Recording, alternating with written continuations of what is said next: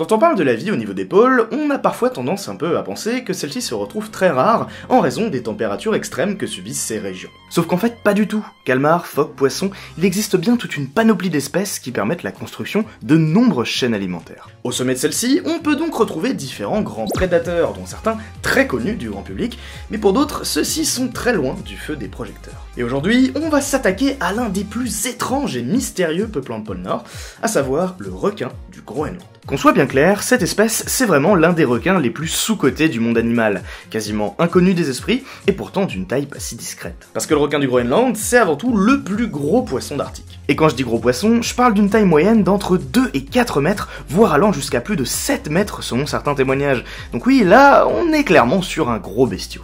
On peut notamment le retrouver tout autour du cercle polaire nord, où celui-ci est consommé par certaines populations.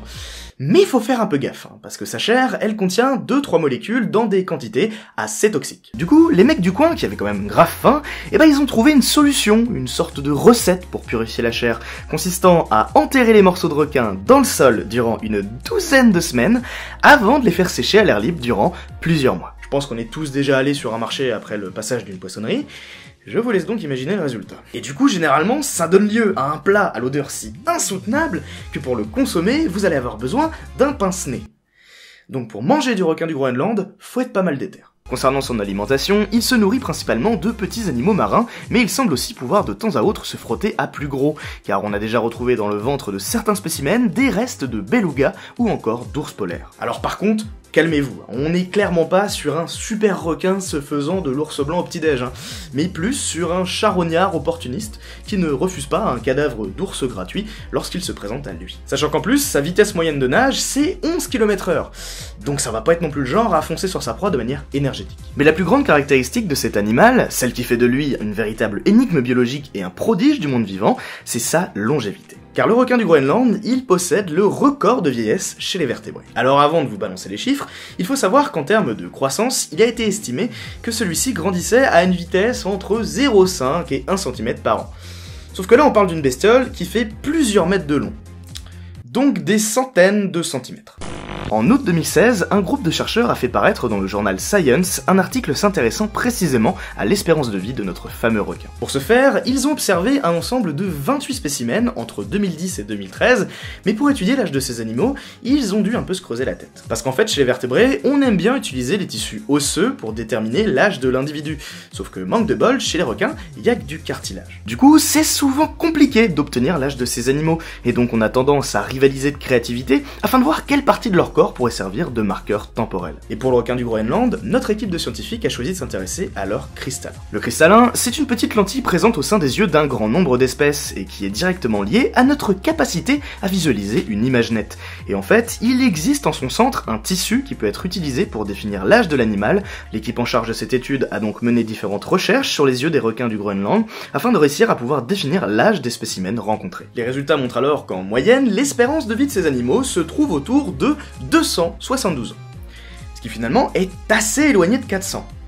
Alors pourquoi je voulais marquer dans le titre de la vidéo ? Pour l'argent.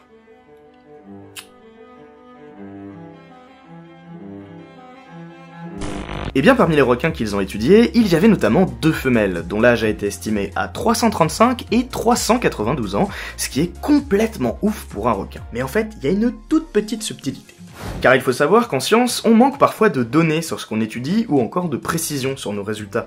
Ici par exemple, on travaille sur un échantillon de requins ne s'élevant qu'à 28 spécimens, ce qui est assez faible. Du coup, cela implique qu'il va falloir rester assez prudent vis-à-vis des conclusions qu'on va faire, et surtout se demander si celles-ci sont représentatives de l'espèce entière. Il existe donc parfois une différence entre la réalité et les résultats qu'on obtient à la suite de nos recherches, et cette variation, on peut très souvent l'anticiper et surtout la quantifier. Cela se fait notamment à l'aide de calculs statistiques, et on peut très facilement traiter nos données afin de voir à quel point on peut y faire confiance et si celles-ci sont précises ou non. Pour le requin du Groenland, je vous ai dit par exemple que ces 2 femelles avaient 335 et 392 ans, sauf qu'en réalité c'est pas aussi simple, il faut prendre en compte la marge d'erreur de l'étude, et quand on le fait, ça change un peu la donne. Du coup oui, il y a bien une possibilité pour que ces 2 requins aient un âge supérieur à 400 ans, mais il en existe aussi une autre pour que celui-ci ne dépasse pas les 300. Évidemment, dans ce genre de situation, les articles sur le sujet vont généralement mettre en avant les chiffres les plus importants, ce qui n'est pas forcément le cas de la nuance et de l'incertitude qui règne au sein de ces résultats. En bref, ce qu'il faut comprendre, c'est que dans tous les cas, ce requin est un vétéran des grands fonds,